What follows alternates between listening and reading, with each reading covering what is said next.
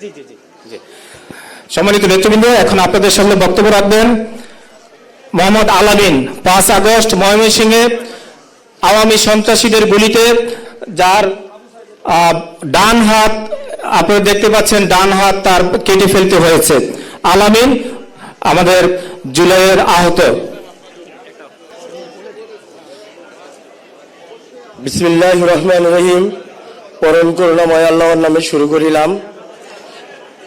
5 August খুনি হাসিনা পালিয়ে যাওয়ার পরেও আওয়ামী লীগ সন্ত্রাসী বাহিনী এবং পুলিশ বাহিনী একত্রিত হয়ে আমার এই ডান হাতটা দ্বিখণ্ডিত করে ফেলে। আমার পরিচয় দুইটা। আমি বিএনপি পরিবারের তাঁতি দলের একজন কর্মী।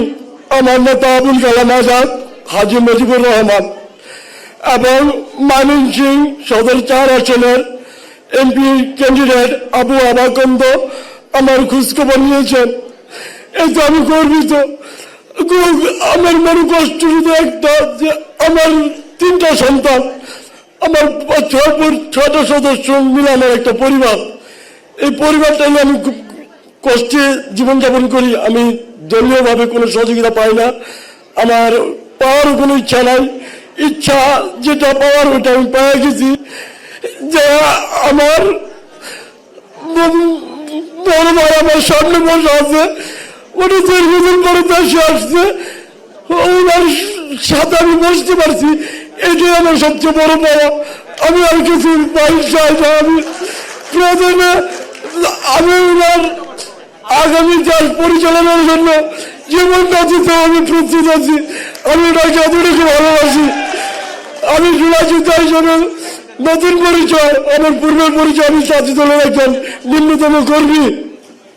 এবং আমার ভাইয়ের কাছে আমার আহ্বান থাকবে, আমার সাথে সহযোগিতারা ছিল অনেকেই, যারা পা নেই, হাত নেই, তারা ব্রাকে চিকিৎসা নিচ্ছে।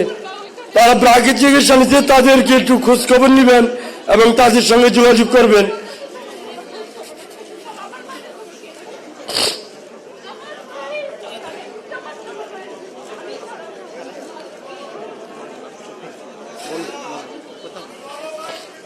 এবং আমাদের মাঝখানে অনেক ভাইয়ের চোখ ওই সময় চিকিৎসা করলে ভালো হইতো, কিন্তু ডাক্তারের অবহেলায় চিকিৎসা করতে পারে নাই, না হলে অনেক চোখ ফিরে আসতো। আমার হাত চলে গেছে, এখানে শত শত হাতওয়ালা ভাই আছে, আমি দেখতেছি আমার হাতের লেগে কোনো আফসোস হয় না, বিন্দু পরিমাণ আমি হাতের জন্য ফিল করি না। শেষ করে, ধন্যবাদ দিয়ে দেন।